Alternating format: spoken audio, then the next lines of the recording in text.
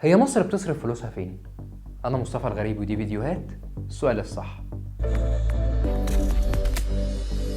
مصر دولة كبيرة وليها مصاريف كتيرة، ويمكن الموارد المادية بتاعتها أقل بكتير من احتياجاتها، وده اللي بيخلينا مش حاسين بالتنمية والتطوير اللي بيحصلوا. وعلى الرغم من إنك ممكن تكون مش مقتنع إن في حاجة بتحصل، لكن صدقني في حاجات كتيرة بتحصل وبتستنزف فلوس كتيرة جدا، وبالمناسبة هي ضروريات ومش ممكن نستغنى عنها. طيب هو زي إيه اللي بياخد فلوس مثلا؟ هقولك زي حاجات كتيرة، ويمكن من أهمها الدعم. موازنة 2022-2023 شهدت زيادة الدعم للتعامل مع تداعيات الأزمة الاقتصادية العالمية، ومخصصات الدعم والمنح والمزايا الاجتماعية وصلت 356 مليار جنيه بنسبة زيادة 14.3%. يعني شوف في عز الأزمات هتلاقي إن مخصصات الدعم زادت. أنت يمكن تكون مش حاسس بده، بس صدقني لو ما كانش حصل كنت هتلاقي الدنيا أصعب.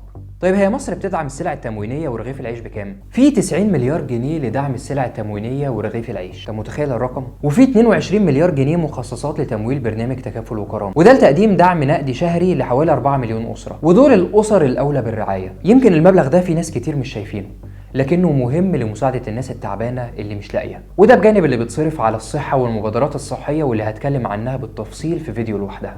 هو ليه المواطن مش بيحس بالفلوس اللي بتتصرف دي؟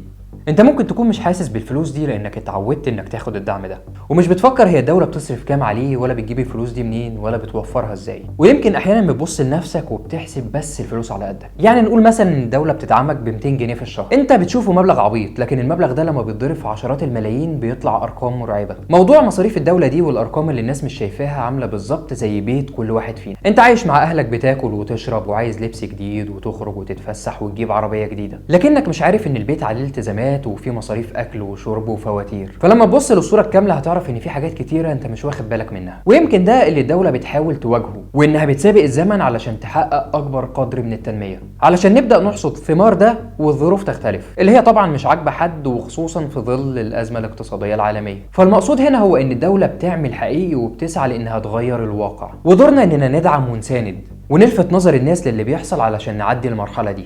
وهنا السؤال الصح، تفتكر لو ما كانش بيتم الصرف على الملفات دي الوضع كان هيكون عامل ازاي؟ سلام.